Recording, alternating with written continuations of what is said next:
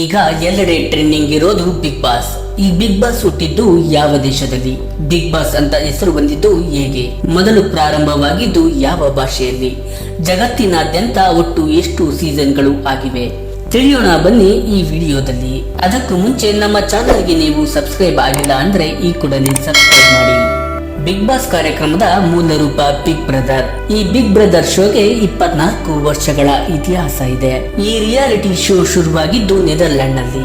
ಬಳಿಕ ಜಗತ್ತಿನ ಬಹುತೇಕ ರಾಷ್ಟ್ರಗಳಿಗೆ ಇದು ಹಬ್ಬಿತು. ಜಗತ್ತಿನಾದ್ಯಂತ ಈ ಶೋ ಫೇಮಸ್ ಆಯಿತು. ಹಲವು ಭಾಷೆಗಳಲ್ಲಿ ಇದು ಪ್ರಸಾರ ಕೂಡ ಆಯಿತು. ಬಿಗ್ ಬಾಸ್ ರಿಯಾಲಿಟಿ ಶೋಗೆ ದೊಡ್ಡ ಅಭಿಮಾನಿ ಬಳಗ ಇದೆ. ಕನ್ನಡ, ಹಿಂದಿ ಮಾತ್ರವಲ್ಲದೆ ಜಗತ್ತಿನ ಅನೇಕ ಭಾಷೆಗಳಲ್ಲಿ ಈ ಕಾರ್ಯಕ್ರಮ ಆಯೋಜನೆಗೊಳ್ಳುತ್ತದೆ. ಹಲವು ದೇಶಗಳಲ್ಲಿ ಈ ರಿಯಾಲಿಟಿ ಶೋ ಫೇಮಸ್ ಆಗಿದೆ. ಬೇರೆ ಎಲ್ಲಾ ರಿಯಾಲಿಟಿ ಶೋಗಿಂತಲೂ ಬಿಗ್ ಬಾಸ್ ತುಂಬಾ ಭಿನ್ನವಾಗಿದೆ. ಇದರ ವ್ಯಾಪ್ತಿ ಕೂಡ ದೊಡ್ಡದು. ಇದರ ತೆರೆ ಹಿಂದೆ ಕೆಲಸ ಮಾಡುವ ತಂತ್ರಜ್ಞರ ಸಂಖ್ಯೆಯು ದೊಡ್ಡದಾಗಿ ಇರುತ್ತದೆ.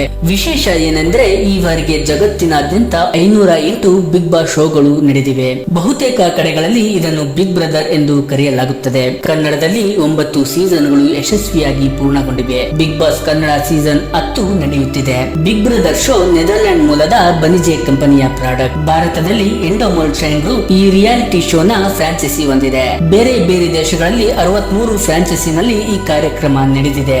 ನೆದರ್ಲ್ಯಾಂಡ್ ನಲ್ಲಿ ಮೊದಲ ಬಾರಿಗೆ 1999ರಲ್ಲಿ ಬಿಗ್ ಬ್ರದರ್ ಕಾರ್ಯಕ್ರಮ ನಡೆಯಿತು. ಡಚ್ ಭಾಷೆಯ ವರೋನಿಕಾ ವಾಹಿನಿಯಲ್ಲಿ ಅದು ಪ್ರಸಾರ ಆಯಿತು. ಬಳಿಕ ಆ ರಿಯಾಲಿಟಿ ಶೋ ಅಮೆರಿಕಕ್ಕೆ ಕಾಲಿಟ್ಟಿತು. ಆರಂಭದ ಸೀಸನ್ ನಲ್ಲಿ ಬಿಗ್ ಬ್ರದರ್ ಮನೆಯ ಸ್ವರೂಪ ತುಂಬಾ ಸರಳವಾಗಿತ್ತು. ಬರುತ್ತಾ ಸಾಕಷ್ಟು ಬದಲಾವಣೆಗಳು ಆದವು. ವರ್ಷಗಳು ಕಳೆದಂತೆ ಬಿಗ್ ಬ್ರದರ್ ತುಂಬಾ ಫೇಮಸ್ ಆಯಿತು. ಬೇರೆ ಬೇರೆ ದೇಶಗಳಿಗೆ ಇದು ಕಾಲಿಟ್ಟಿತು. ಹಲವು ಭಾಷೆಗಳಲ್ಲಿ ಪ್ರಸಾರ ಕೂಡ ಆರಂಭಿಸಿತು. ಬಿಗ್ ಬ್ರದರ್ ಶೋ 2006ರಲ್ಲಿ ಭಾರತಕ್ಕೆ ಕಾಲಿಟ್ಟಿತ್ತು. ಇಲ್ಲಿನ ನೇಟಿವಿಟಿಗೆ ಅನುಗುಣವಾಗಿ ಇದರ ಹೆಸರನ್ನು ಬಿಗ್ ಬಾಸ್ ಎಂದು ಬದಲಾಯಿಸಿಕೊಳ್ಳಲಾಯಿತು.